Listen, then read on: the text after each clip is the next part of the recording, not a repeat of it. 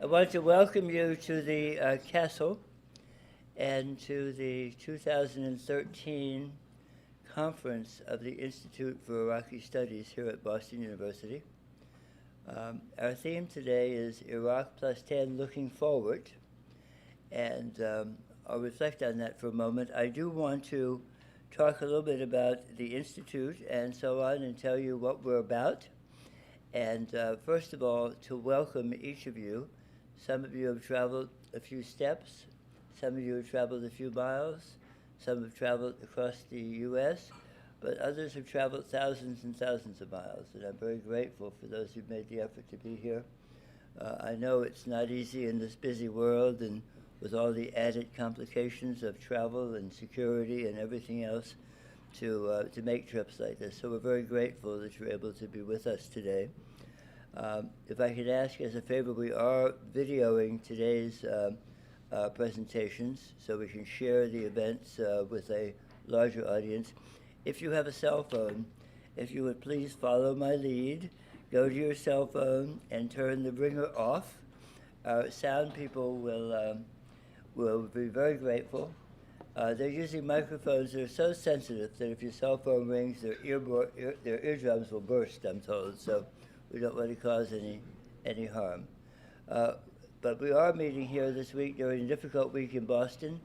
As you know, Monday there was a real tragedy in town, but we were determined to move forward. I think in these events one needs to move forward and not be slowed down by the people who are performing these malevolent acts. So I know our hearts are with many of those people, all those people who suffered on Monday, particularly those who lost their lives, but I'm grateful you're with us to move forward as we must. The Institute grew out of an initiative that was actually conceived in Najaf in Baghdad by Zuhair Hamadi and myself with the strong support of the then Vice President Abdul, who I'm sorry cannot be here today for reasons somewhat beyond his control. But in any case, we've been very grateful for that initial support in what amounts to an experiment here at Boston University with this institute. Our decision to launch the institute was in significant measure motivated by the understanding that interest in Iraq was actually dissipating in the U.S., and we thought it was very important to have an institute which would be a site for serious scholarship, for workshops, and other events that would point to key issues in contemporary Iraq. For example, at the end of March, we had a workshop in this very room on the issue of Syrian and Iraqi refugees, looking at the Iraqi refugee experience and how it might instruct our understanding of the ongoing and tragic Syrian refugee experience. We've also featured a number of guest speakers over the years of our existence, the last several years, including the inaugural speaker, former Ambassador Ryan Crocker, Sami Zubaydah, Roger Owen, and others. And many of those presentations are available on the website for the Institute.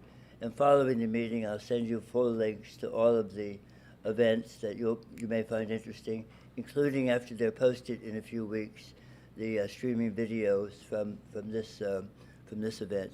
Several of you were kind enough to send papers prior to the meeting, and if that's the case, those papers have been linked to the website. And in fact, you'll find them linked right to the program. If you have papers or documents that you would like to sort of append to the Institute website, please send them to us by email, and we'll be happy to do that to make those available to as wide an audience as possible. We have followers on Facebook, Google+, Twitter, and maybe some other social media. And I firmly believe when we have these meetings, we really have to do our best to not just reach the distinguished audience in the room, but also, of course, a much wider audience in the U.S. and around the globe. In terms of the theme, we certainly don't want to have an ahistorical meeting. We're all aware of historical events, but I did not want to have a conference that basically rehashed arguments. In this room, There are those of us who were on various sides of issues 10 years ago and so on. There were those who opposed the invasion, those who were neutral on it, those who were very sort of partisan in one way or another in terms of U.S. policy in the case of Iraq. But our purpose is not to sort of refight those battles. We've done that in other places. We might do that in other places in the future.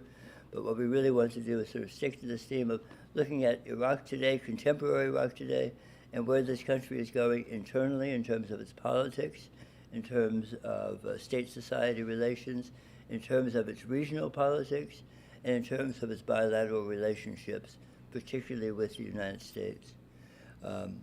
I welcome a broad discussion during the meeting. We've tried to build in a lot of discussion time. We do have a conference lunch scheduled today, but more or less as a working lunch. We've allowed some time for people to sort of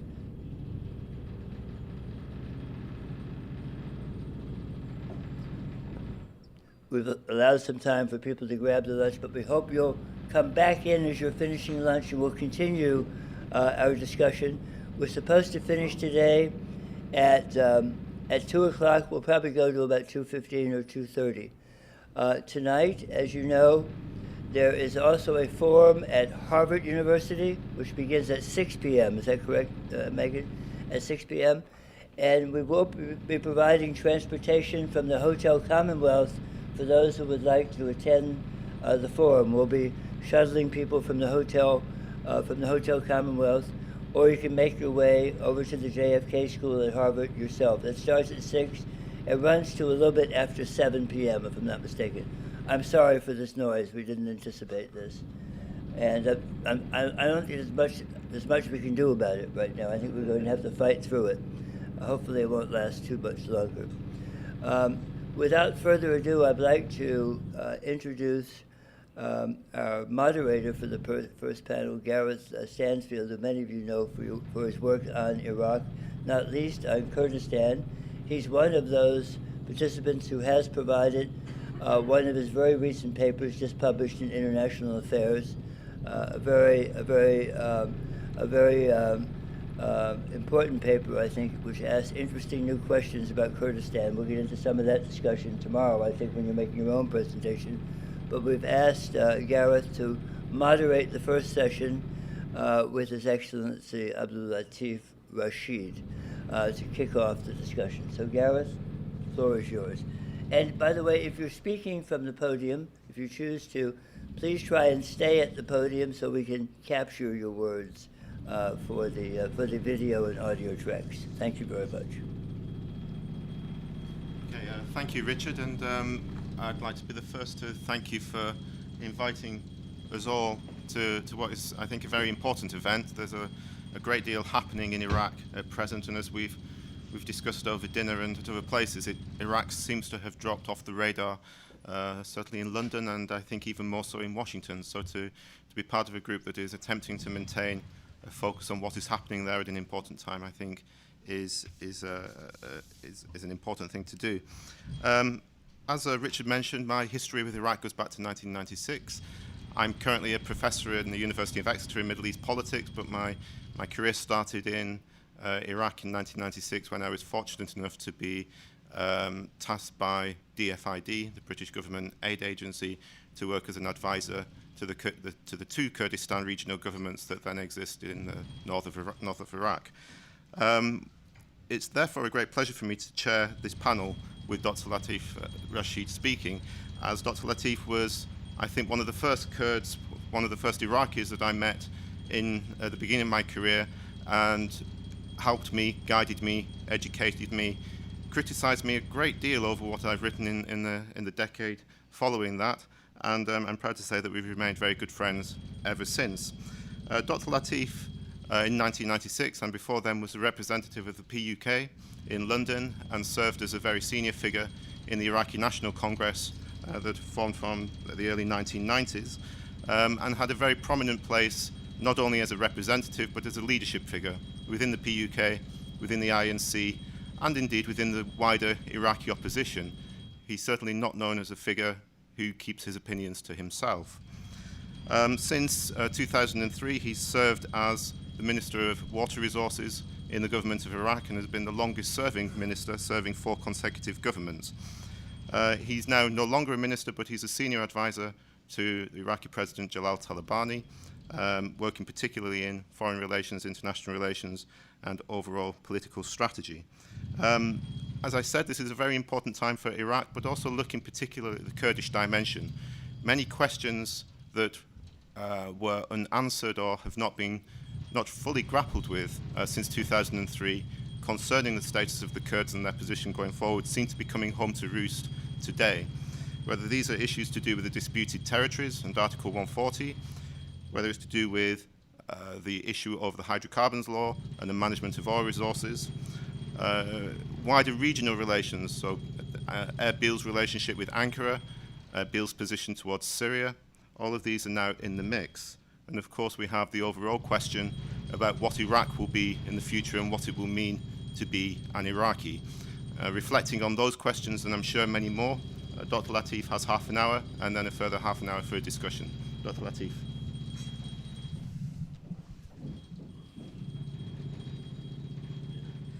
Well, thank you very much, Gareth. I really appreciate these kind words. Just before I start, I would like to thank Professor Norton and my colleague, Dr. Hamadi, for inviting us to this institute. And on behalf of myself and my colleagues, we really appreciate it. And we appreciate your role. We appreciate your presence here. I know most of you have been involved in Iraqi case. Some of you have stayed and lived with us in Baghdad and in other parts of Iraq. And most of you have taken the Iraqi issue and Iraqi cause very seriously, even before 2003. We really appreciate it. And I can confirm that majority of Iraqi people appreciate the role of the United States in overthrowing a dangerous dictator in Middle East. I know there has been some criticism, but I speak on behalf of majority of Iraqis. They are in much better position now than during the dictatorship of Saddam Hussein. Yes, Iraq, we have difficulties, which is, I think, natural. The road to freedom and democracy is not always as a straight line, it's zigzagged. But I wanted to convey that message. Your role has been appreciated. Some of you have taken an interest in Iraqi cause. Some of you have taken even particularly Kurdish cause. I thank you for that, and we appreciate it. And we appreciate it because you are the natural voice of defending Iraqi people prior to 2003. And most of you spent many hours, many days defending the Iraqi people against dictatorship. Some of the academics, especially writers, journalists, who stood by us. I again say thank you very much for that.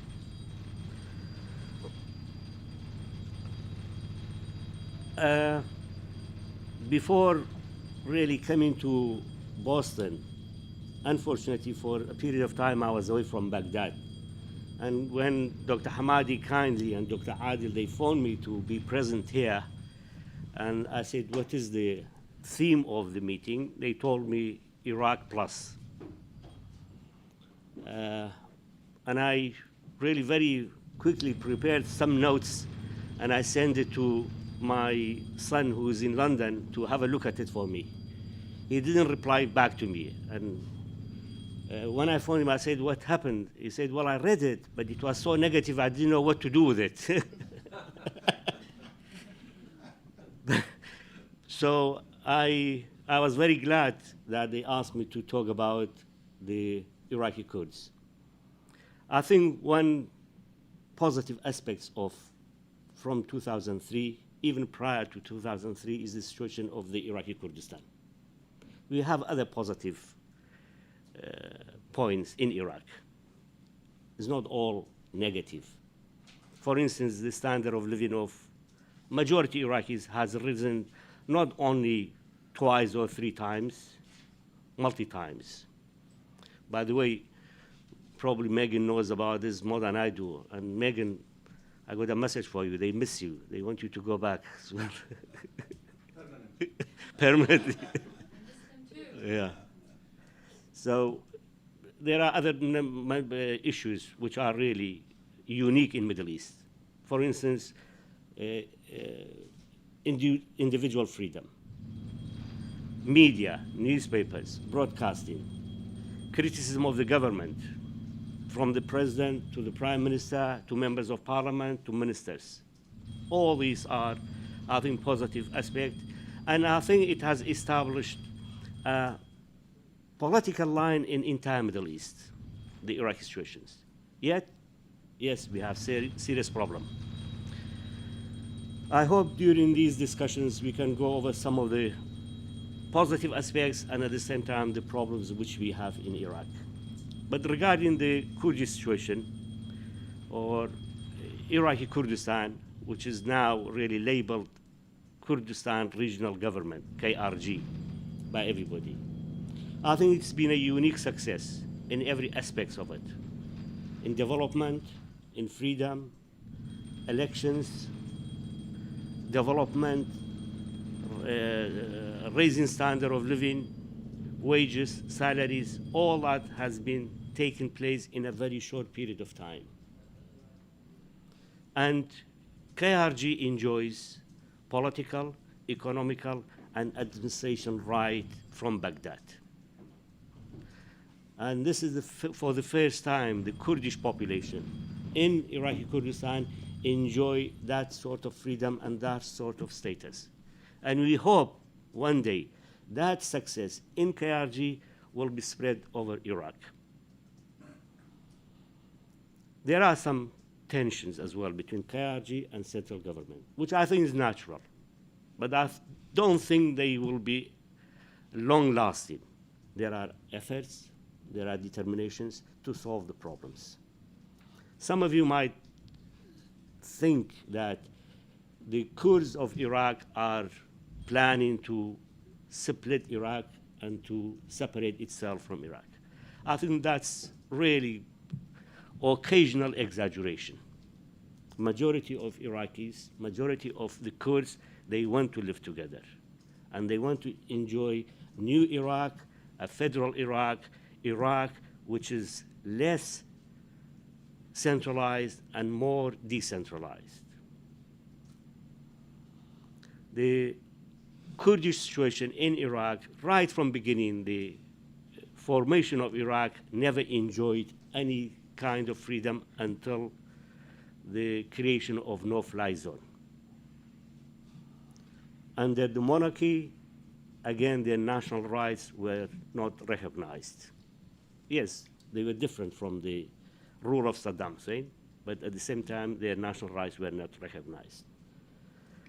After the First World War, they were promised a number of national rights issues, but unfortunately, in none of the countries which they were divided, Turkey, Iraq, Iran, Syria, in these countries, their national rights were recognized. But Iraqi Kurds continue to struggle, fight for the national rights and Iraqi rights.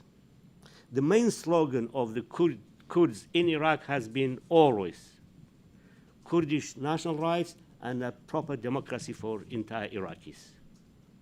And actually, the slogan of self-determination for the Kurds in Iraq were raised by an Iraqi party during 40s, not by the Kurdish national parties. The Kurds of Iraq have always considered themselves to be part of Iraqi new state. Not going into too much details, I think the only time they felt respected or appreciated was when Qasim came to power and declared that Iraq is a state shared by Kurds and Arabs. But unfortunately, we know what happened after Qasim. Gradually, dictatorship and authoritarian regime came to Iraq, which was, I think, genuinely fair to every Iraqi, including the Kurds, which reached the climax by using gas over the Kurdish population and created a wave of Anfal, which has taken a word from Quran and killed, really the exact figure is never known, but comes to tens of thousands of the Kurds were killed by the previous regime, Saddam Hussein. The Kurds were desperate to get rid of Saddam Hussein. So were the Iraqis as a whole.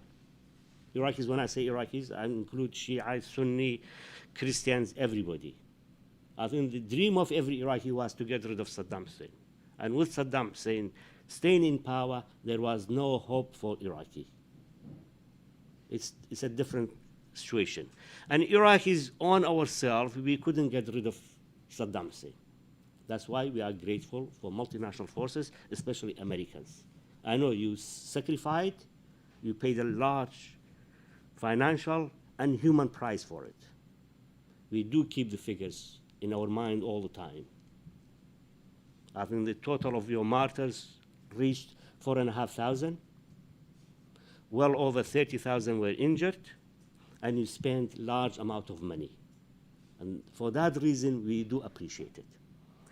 Going back to the Kurdish situation, the Kurdish situation in Iraq was developed not after 2003, prior to 2003, where the two main political Kurdish parties became an active part in Iraqi opposition group, which they created an umbrella called Iraqi National Congress. Both parties and smaller parties were participants in that umbrella, plus the rest of Iraqi opposition groups. All of them were representative in that umbrella, except for a period of time, Da'wa party was a little bit hesitant to join INC, but eventually they did join and they attended the conference. The term of federalism and decentralization was accepted by Iraqi oppositions prior to 2003. It's not new. Most of the political parties accepted a federal state for the KRG, for the Kurds of Iraq, well before 2003. In the conferences which took place in European countries, in United States, and after the no-fly zone in Salah ad-Din in Iraqi Kurdistan. The relationship between the Kurds and Arabs were strengthened at 2003 when the overthrow of Saddam Hussein took place. Kurdish representatives became members of the Council of Iraqis, which was formulated before forming a government. For a year, Ambassador Bremer was there, and most of you probably remember the situation at that time.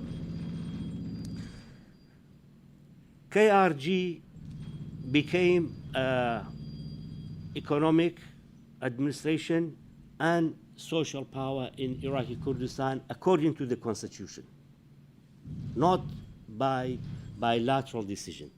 The constitution of Iraq gives that right. Unfortunately, our constitution has a lot of loopholes in it.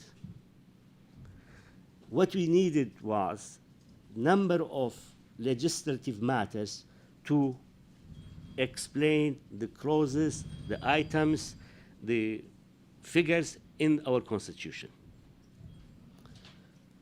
The development which has taken in KRG, I think for those people who have been there, is amazing for that short period of time. The election has taken place, the parliament is functioning well, and the administration is in a reasonably good state. The standard of living in Iraqi Kurdistan by any means has improved multiple times. Health, educational system is functioning well. The development in major cities, Suleimania, Erbil, is drastic. Electricity in KRG is about 22 to 23 hours per day.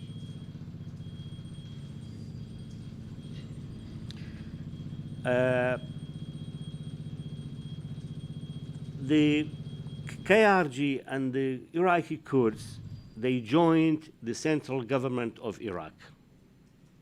The president of Iraq is at present a Kurd who I'm really glad to say, unfortunately, he had a health problem, but now his health is improving, and I'm planning to go and see him immediately after this conference. Number of ministers are taking place in central government, and number of parliamentary members are functioning in Iraqi parliament.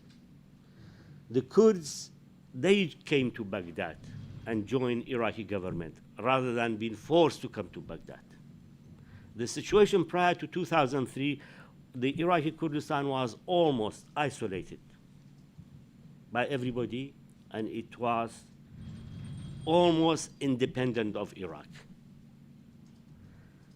But after 2003, willingly, the Kurdish political parties and Kurdish population decided to join Iraqi government and become an effective force in Iraq, politically, economically, and socially. Some of you might really read or hear about the problems which is existing between KRG and Iraqi government. Yes, there are. One of the major issues which is still outstanding is oil and gas law. We call it carbohydrate law. This has created tension between both. I'm not defending either side, but I'm criticizing both sides. They should have come to an agreement, and I think Megan has lived with this problem for some time. But eventually, I think it will come to an end. The fault is by both sides. The central government is not determined to make a overall oil and gas law, and the KRG is insisting on their interpretations of oil and gas situation in Iraqi Kurdistan. This is one aspect, and if you have any questions on it, I can give you more details. But by solving or by having a proper and detailed oil and gas law, I think most of the other problems will be solved and will be come to an end.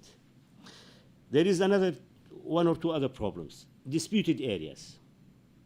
It is, according to Constitution, we call it disputed areas. It isn't a phrase which has been created.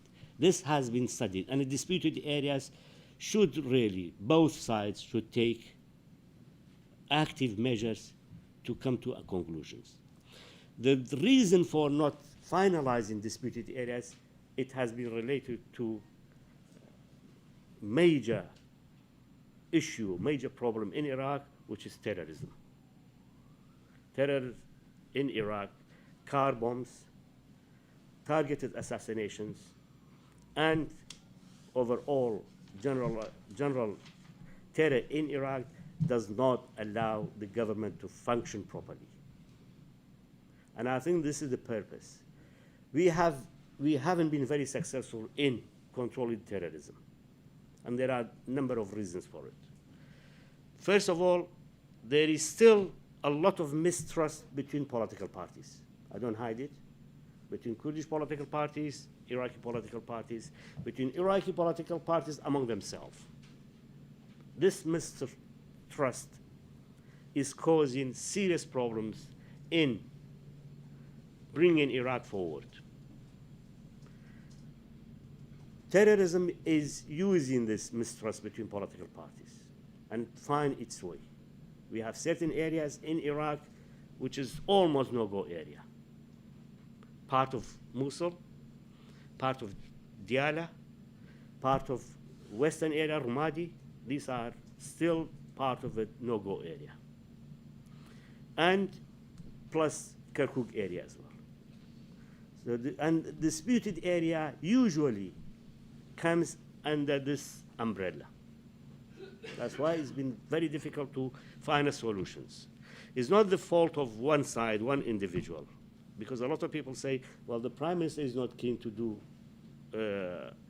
solve the disputed area, or the President is not do, or the Parliament. No, it isn't. It's the overall situation which hasn't allowed a proper, peaceful solution for this disputed area. Apart from really these two major issues, oil and gas, disputed area, the rest of problems are minor problems. But if you do have anything in mind, I'll be glad to answer it.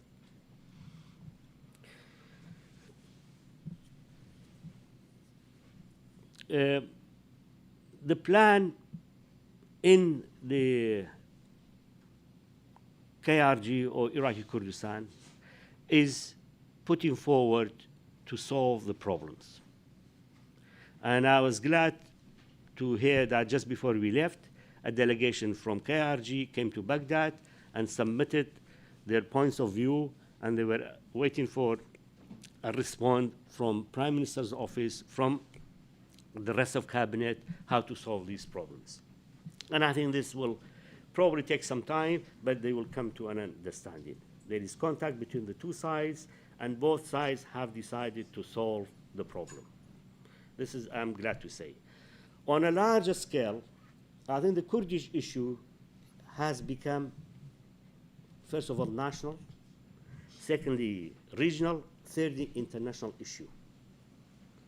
We shouldn't forget the situation in the other parts of Kurdistan. Turkey, there is now negotiation started between PKK, which was an abandoned political party in Turkey, and it was a rejected party by Turkish government, but they have come to a realization until this is solved, I think the Turkish problem will not go away.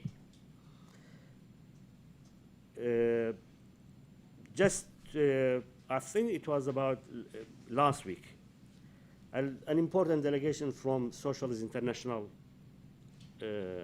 Socialist International is an organization supported by socialist parties of Europe and other places. They were in Kurdistan, they had a conference, and they took all the Kurdish issue into their agenda. In Iraq, they are asking for solving the problems between KRG and central government. In Turkey, they have passed a resolution asking Turkish government to take up this offer by PKK for a ceasefire, and further steps should be taken. And at the same time, they are applying for to Iranian government to recognize the Kurdish rights and resolutions as far as the Kurds of Syria is concerned. The Kurds of Syria have taken some sort of independent line, I should say it. They are anti-one-party system, especially Remainer of Baath's party in power. At the same time, they are a little bit hesitant regarding the opposition activities in Syria. I think majority of the Kurds in Syria have taken the line which is being taken by the Iraqi government. The situation is complex, is difficult, and is not clear. Everybody thought that Bashar al-Assad will be like Gaddafi in a few weeks' time, will be overthrown, but he has lost it. It's well over 2 years. And still, neither the international community nor the regional governments are clear about what will happen in Syria. That's the reality of the situation. And the situation in Syria is affecting us, unfortunately, because they are almost our western border has become open. And extremist groups from both sides, from Iraq and from Syria, are joining together. And we are worried about it. And actually, Maliki's government is extremely worried about it. For Turkey, our president was probably initiated the solution for Kurds in Turkey long time ago. And he wrote a very detailed letter to Öcalan how to approach the Turkish government. And he asked him many times to declare a ceasefire. But at the same time, once it declared a ceasefire made by PKK, the Turkish government should declare amnesty for the Kurds to go back to Turkey and solve the problems through dialogue and through democratic process.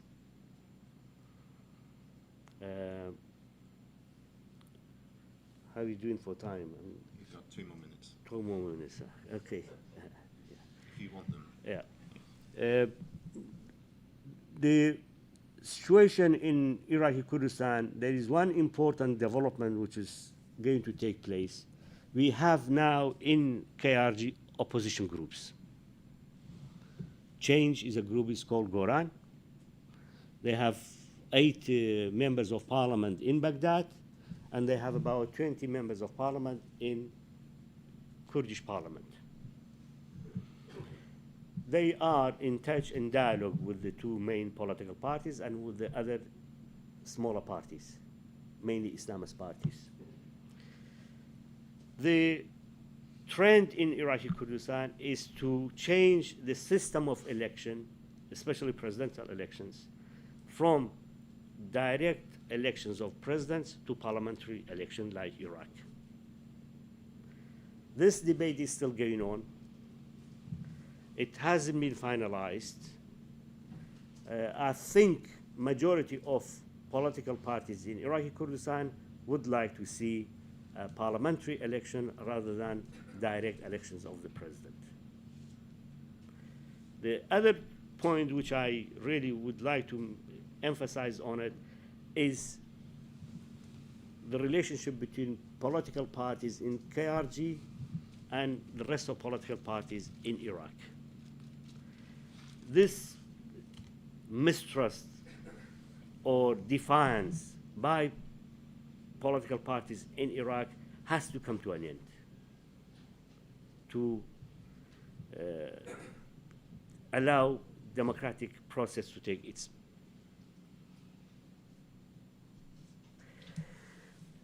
direction. And this mistrust, unfortunately, is reflected in the government, in the parliament, and at the same time among the populations. We are going to have regional elections soon, councils to be elected, and I honestly don't know how it will go. I don't want to make it too harsh on our politicians, but I think there is quite a lot of loss of faith in our politicians by the populations at large. They think we haven't delivered what we have promised to the populations. Still, the rest of Iraq lacks of electricity. Relationship between our neighboring countries is not as good as we would like to. There is still defiance by number of groups towards the democratic process and towards parliament, towards government. I think these problems have to be solved to put Iraq on a better footing for future. Well, with that, I thank you, and I'm glad to be here, and I'll be glad to answer any questions. I hope I haven't left anything out. Well, thank you, Dr. Latif. I'm sure we'll have a lot of opportunities now to go over things that you've said, discuss the ins and outs of it, and also to bring out areas that perhaps are additional. I see that Eric had his hand up first of all. If you put your hands up and also introduce yourself when I ask you to speak, just so that we know who you are, what your interests are, and then Fareed afterwards. By the way, I apologize for this construction. No. I mean, just We've asked the people to limit what they're doing, and they haven't really done much limiting. At the coffee break, we may end up moving to a room on the other side of the building. It's a little bit cramped in there, but that's preferable to the noise interference. So I apologize. Okay, Eric. So you have a microphone coming.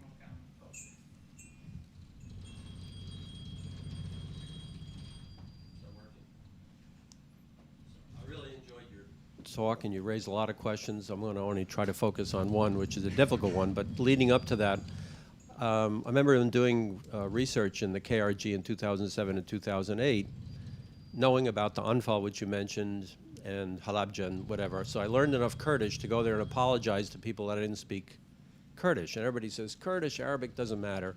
And I was absolutely taken aback how little hostility I encountered on the part of the Kurds towards Iraq's Arab population. Absolutely shocked. However, they did tell me, for example, in 2007, when Iraq won the Asia Cup, that was just totally unexpected, beat Saudi Arabia, that of course one of the main strikers on the soccer team, Hawler, is Kurdish. So the Kurds raised the Iraqi flag. Now, whether this is true or not, I heard it from enough people that I think it must be true. They said people were threatened with imprisonment if they didn't immediately take down the Iraqi flag. So it seems to me that one of the things that Goran is trying to do is to try to address the issue of sectarianism, which I think is a main issue, which I don't think came out enough in your talk, that both elites in the KRG and in Baghdad are trying to promote for their own interests, which do not serve the populace at large. So here's my question. How do you conceive of Iraqi political identity today? What does it mean today to say I'm an Iraqi, but even in terms of your talk, what does it mean to Iraqi Kurds? Because it seems to me that's still a major contradiction. Because even though many Kurds that I interviewed said, we want to be part of a federated Iraq, they said in our heart of hearts, we would really like to have an independent country. Well, I think really every Kurd will dream of having a proper, prosperous, free, independent country. I mean, nobody denies that. Even Iraqi politicians, they say that now. Public in parliament, in the government, they say it. But the reality is something else. Reality. We are in a landlocked area. I think we don't know the intentions of the Turks, of Iranian, or other countries. And this is not on any party politics agenda. Political parties, KDP, PUK, Goran, Islamist parties, they don't have an agenda for an independent Kurdistan, which you are referring to. Yes, sometimes they get excited about football, sometimes they get excited about a song, sometimes they get excited about a speech which is delivered by a politician. Yeah, all these are real. But when it comes to reality and parliament and decision-making bodies, still independent Kurdistan is not on the agenda. More freedom for federal state, yes. More freedom for decentralization, yes. Less power for centralized government, yes. One problem which we have in Iraq, and I think a lot of people don't realize it, rules and regulations. We are a free country now. We are trying to be a democratic country because really elections doesn't make you democratic. We are trying to be a democratic country, but all our rules, regulations in Iraq are still dictatorship, centralized, doesn't allow people to breathe. And this is really, I blame not the government, I blame our parliament for not taking this issue seriously. By more decentralizations, by more rules and regulations, and by having a proper roadmap for KRG, I think, believe me, those problems will disappear. As I said, the Iraqi Kurds, I mean, using European politicians, never had it so good. And this has been appreciated by Iraqis. I have never heard a Kurd blaming Arabs of Iraq for Anfal or Halabja. Even they don't blame the Iraqi government, they blame Saddam only. And the relationship between Kurds and Arabs. Now, go to Sulaimania, go to Erbil. The Arab population in those two cities have increased. So I think really what we should ask for more deregulation of all laws and more decentralizations and a proper roadmap for federal states of KRG. Okay, thank you. Just in terms of hostility, the only time I ever thought I was going to get into a tricky situation was when I was asked if I was related to Mark Sykes of Sykes-Picot fame. If I'd said yes, I think I would have been in trouble, but I got out of that one. Fareed. Thank you. My name is Fareed Yassine. I'm currently the Iraqi ambassador to France, and I used to be a fellow here at BU. I'd like to make a comment first, and then I'll ask a question. My comment has to do with BU and Iraq. In 2000, I and a few friends, including, again, Dr. Zohair Hamadi, worked on a project to document cases of enforced disappearances in Iraq. And we had managed to get a large database in paper that we wanted to put on the web in a project that was funded at the time by the State Department. But one of their requirements was that we should be hosted by a well-recognized institution. And that institution was Boston University, thanks to Richard Norton. I was here for about a year working on this project in 2001, 2002. And we managed to, during that time, to put in the names of almost 10,000 Iraqi disappeared, the overwhelming majority of which were Anfal victims. But that's not the first connection to BU to Iraqi Kurdistan, because I was hosted in the office of Frederick Barth, who is one of the world's leading anthropologists, who actually had done a lot of work on tribes in Iraqi Kurdistan. So I think the relationship between Boston University and Iraq goes perhaps further than what people think. And I want to acknowledge that and thank Richard Norton for it. My question has to do with the differences that we see in the evolution of the central government and of the regional government. And I think one element that hasn't been addressed enough is the difference of culture. It seems to me that in Iraq we still suffer from a closed culture that is perhaps a little xenophobic, less open to the world than what you see in Iraqi Kurdistan. One of the reasons, I think, for this, and maybe you could comment on that, is the way the Oil for Food program was managed. In Iraqi Kurdistan, it was managed by the United Nations, and the Kurdish parties and Kurdish organizations managed to live through it using the private sector, which basically gave them a footprint, a foothold to promote the private sector in Kurdistan. In Iraq, no, it was managed by the government, essentially as a condition for them to raise monies through kickbacks. And so this evolved into corruption schemes rather than a active private sector that we see currently in Kurdistan. Another example that I can mention is that in Kurdistan now you have how many, I don't know, perhaps you could tell us, foreign schools working. This is something I'm aware of. There are 2 French schools, one in Erbil, one in Suleimania, both named after Madame Mitterrand. We don't have that in Iraq. We used to, and I would like that to change. Thank you. Well, you should ask the Minister of Education, really, to do My question had to do with the impact of the sanctions period on the development of the culture of the Kurdish leadership in terms of opening up to the world?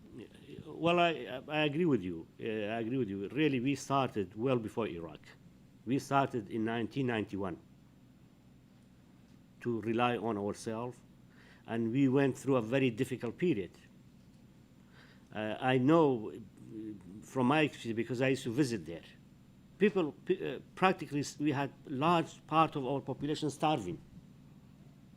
Nobody had any salary. Nobody had any transportation. The schools were all ruined.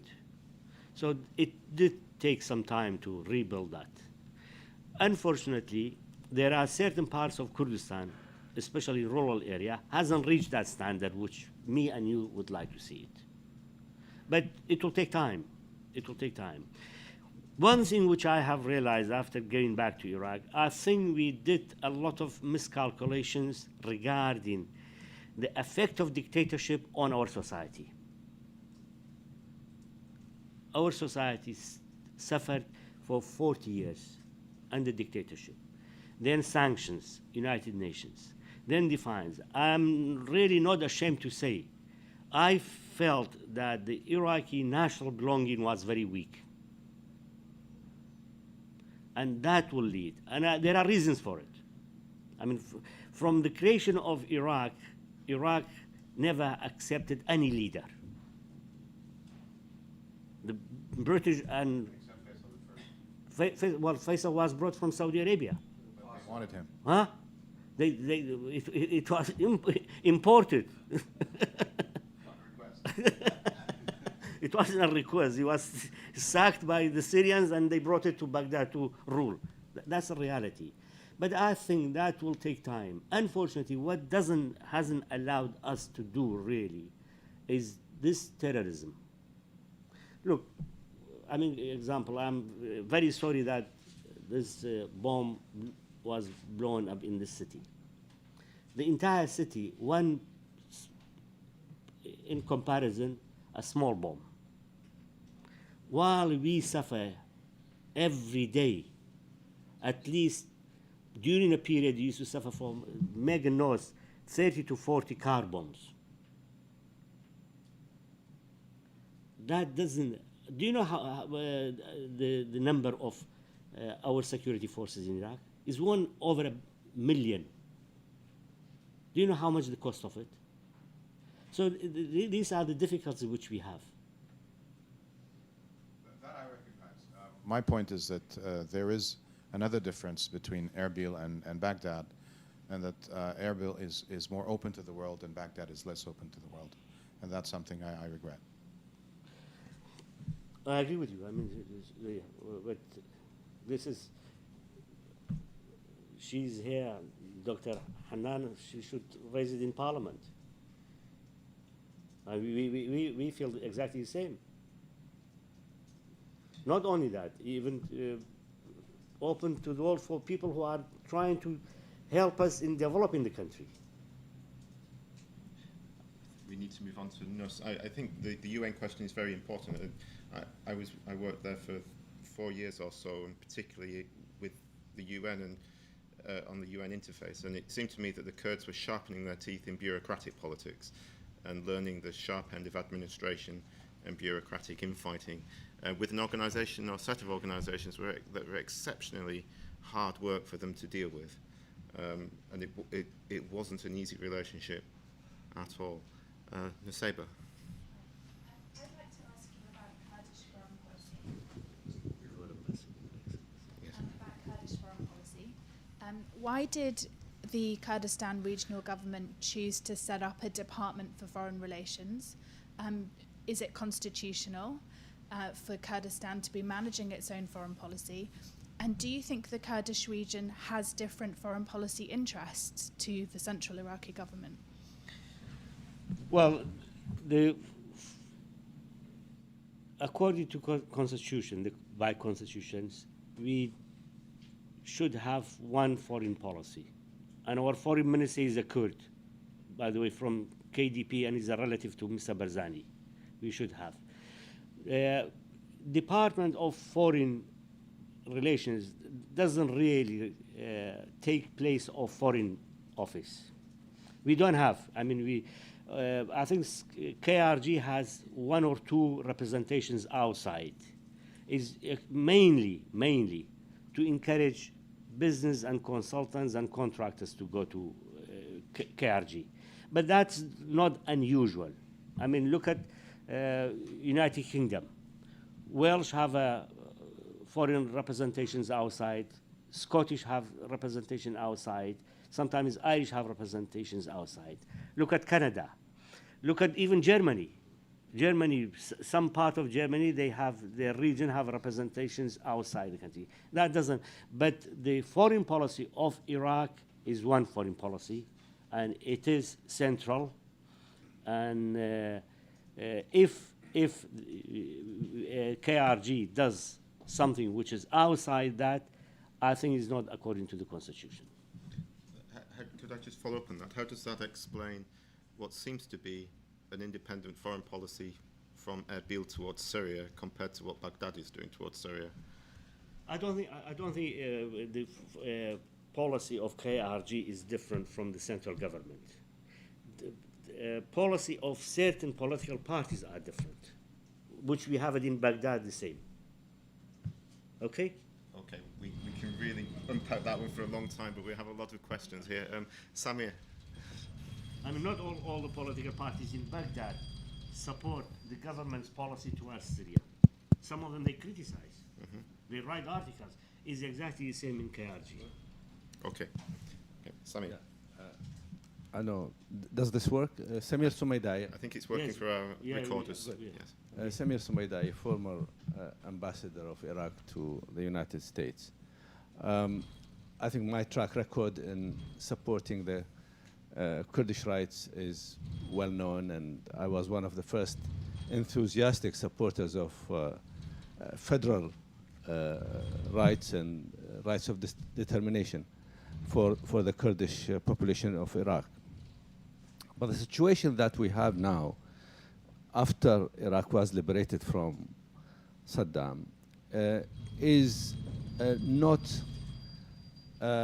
in the long term sustainable for the following 2 reasons. And I'd like to see how you react to this and what you think about the future. First, the KRG is a region according to the constitution, but Kurdish parties also are represented in the Iraqi government in Baghdad. Their writ as ministers runs throughout Iraq, whereas the writ of other ministers don't reach Kurdistan. It means that there are many issues that the Kurds have an influence in the whole of Iraq, where their Arab compatriots or the non-Kurds don't have. This is an imbalance, a structural imbalance.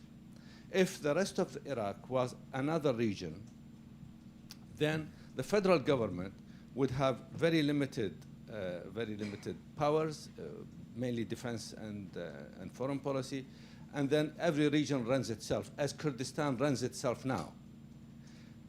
Many Arabs feel there is an imbalance here, and many feel that this is really not sustainable in the long term. I'm not saying that the Kurds are to blame for it, or anybody in particular, but this cannot go on like this forever. The other point is, although the Constitution has clearly stated the rights of Kurdistan to have a regional government, that's a federal structure. The KRG, in reality, is behaving as a confederal state in many issues. The point of foreign representation. In fact, we know that the KRG representative offices are not entirely limited to investment, and they do take political positions, and they campaign for a slightly different foreign policy. Now, confederalism, in terms of controlling the border, reach of the central security forces into the region is different from federalism.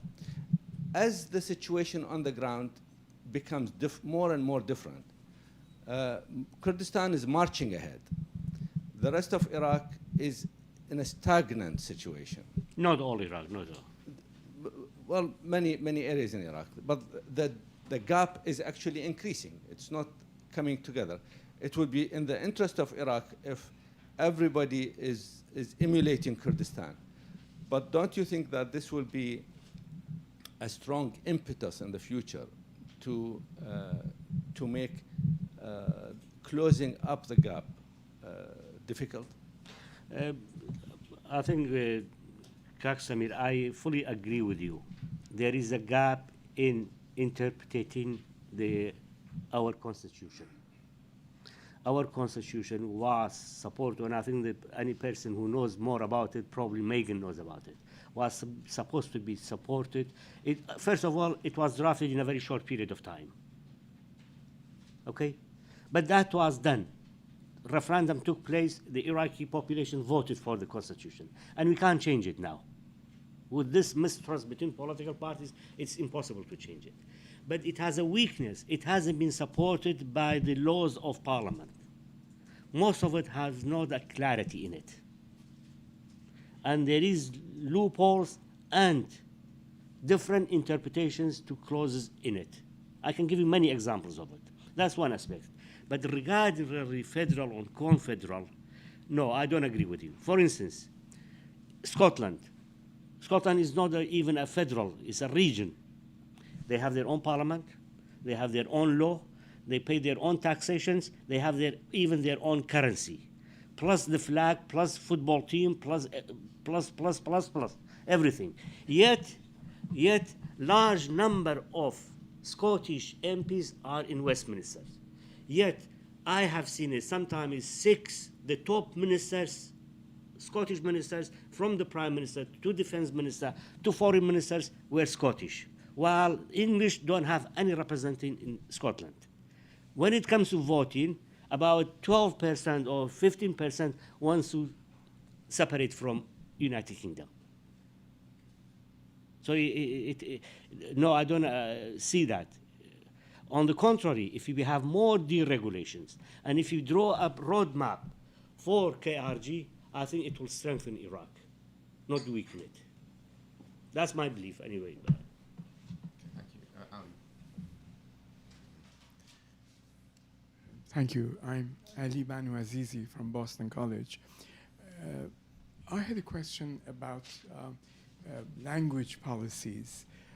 As you well know, not only in Iraq, but also in Turkey and Iran, the question of language has been one of the naughtiest problems. I'm wondering what is the current language policy in KRG, and how do you integrate Kurdish and Arabic at various levels? I'm glad you mentioned that. This has been one of our weaknesses. Not deliberately, but it became a reality. From 91, when the Iraqi government withdrew from the Kurdish region, there was no contact with central government. We were under sanctions. There were no any population from Kurdistan to go to Baghdad, to go to Mosul, to learn Arabic. And we didn't have Arabic teachers in the KRG area, not in the universities, because the government withdrew everything from the KRG. So Kurdish language became the most dominated language. But I'm glad to say, in the last 2 or 3 years, they have realized it. They realized that Arabic language is important for KRG. Actually, it's important for everybody in the region. It's important for the Prime Minister of Turkey. I mean, he tries to learn Arabic. So it's important. I think certain action, now Arabic is studied in every primary, secondary, and universities. Is it required? Yes, of course. Required to study Arabic language. There's Arabic language and English language is required. So this is one weakness. Plus the fact, I mean, there is another thing which we have failed in it. Kurdish language is parallel, it's an official language with Arabic language. But we haven't been able to implement that properly in Iraq. Even in parliament, we don't have a translator. All our members of parliament, they speak Arabic. In the cabinet, they all speak Arabic. In the government offices, is all Arabic. While Kurdish language, officially, according to constitution, is a secondary, is an official language in Iraq. I'm aware that there is quite a serious issue over the standardization of Kurdish within the Kurdistan region. That's right. That's a related issue, I guess. A gentleman here and then Megan to finish off. Sorry, yes. I'm Daniel Serwer from Johns Hopkins SAIS. If Peter Galbraith were here, he would say nonsense. He'd say young Kurds don't want to be part of Iraq. The state structure in the region is collapsing. If the Kurds want independence, this is the best moment in the last hundreds of years to get it. I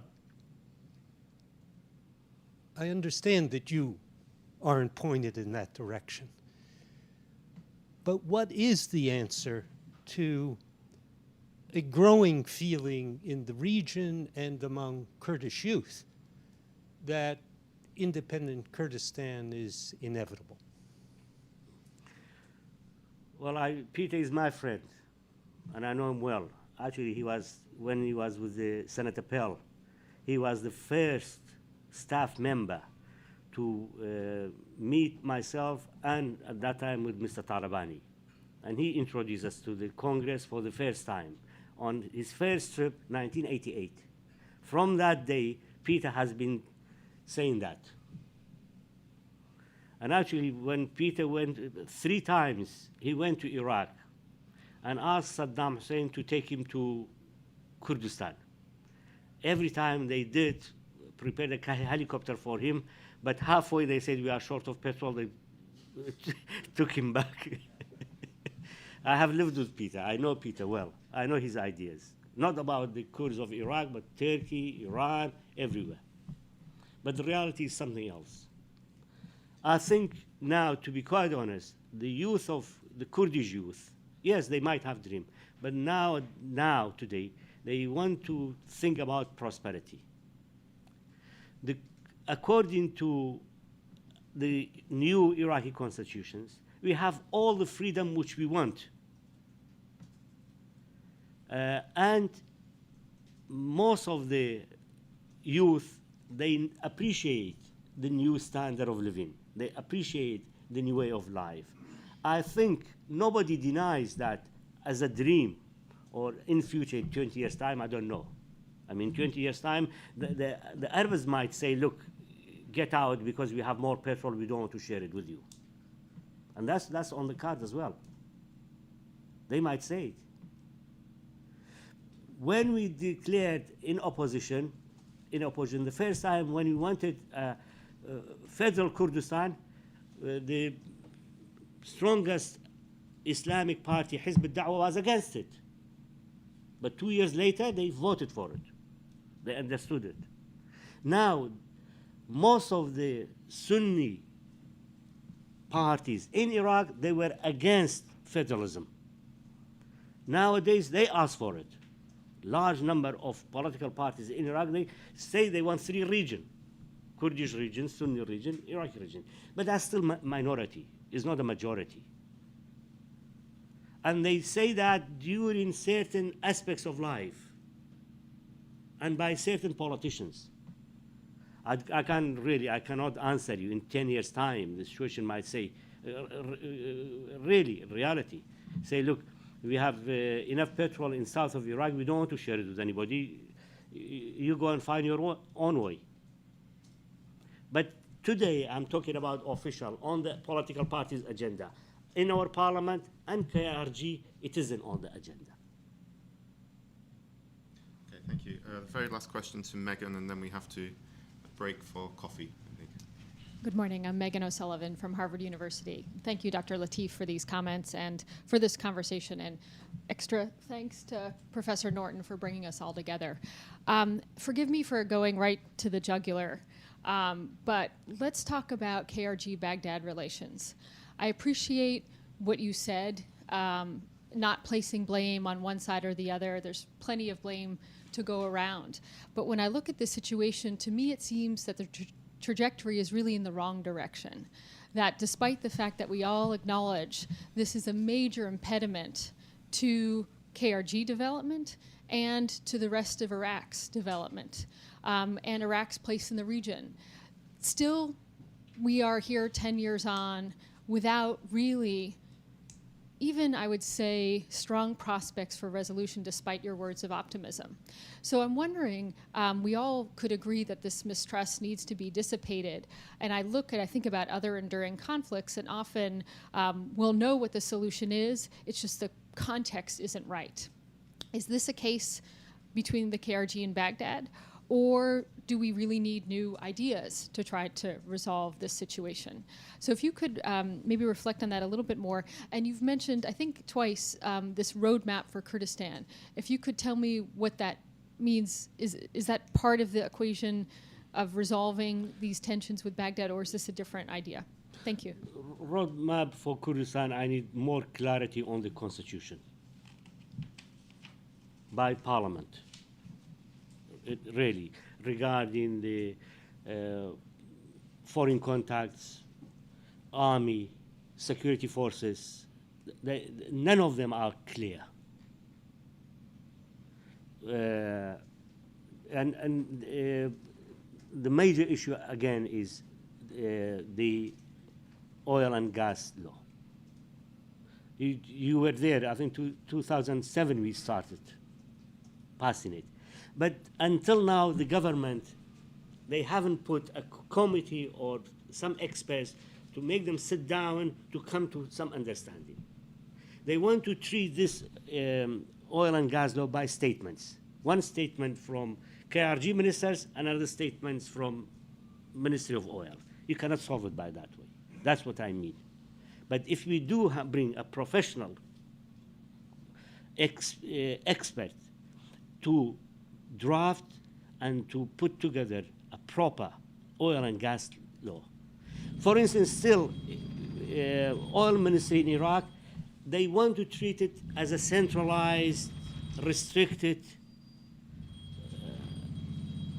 item, all oil industry. And large number of oil companies are leaving. They are leaving Basra. They are criticizing the oil ministry. I personally get number of telephone calls on weekly basis. They are not happy about it.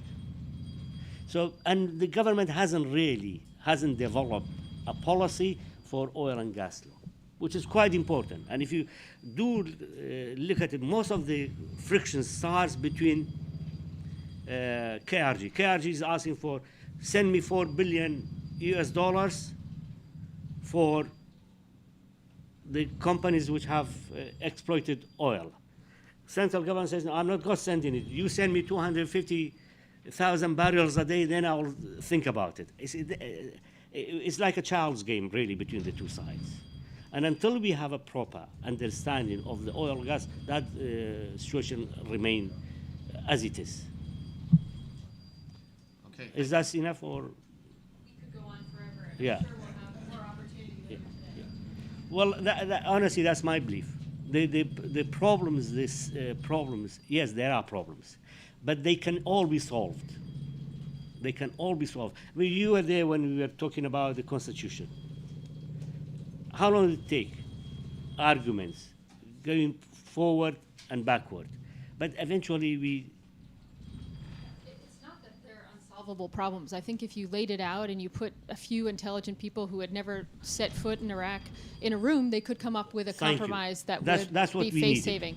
But there needs to be the political environment where you actually have people who are going to I agree with advocate you. for that. This mistrust has created this atmosphere.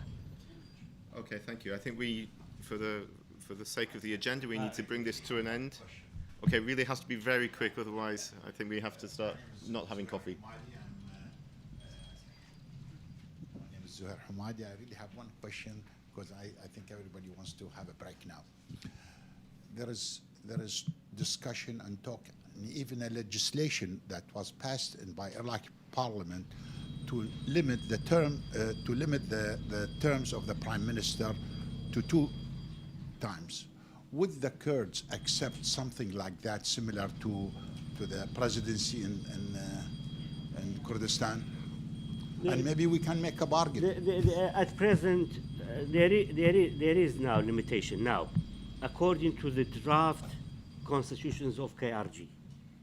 According to, but that Kurdistan constitution has not been approved by Parliament. It's a draft. By the Kurdish Parliament. Kurdish Parliament. It's a draft. There is an attempt to limit the terms, and at the same time, not only that, to change the constitutions from presidential to parliamentary. It seems that Baghdad wants to change it from the parliamentary system to the presidential system. It's really... You can't do it. I mean, really, Dr. Latif, I knew you for a long time, and we really, in Iraqi Kurdistan, as well as in Baghdad, we really need people of goodwill like yourself, moderate, that we can come to a reasonable, solution to the problems that Iraq faces. Thank you. Thank you very much. Thank you. Okay. Thank you. Thank you.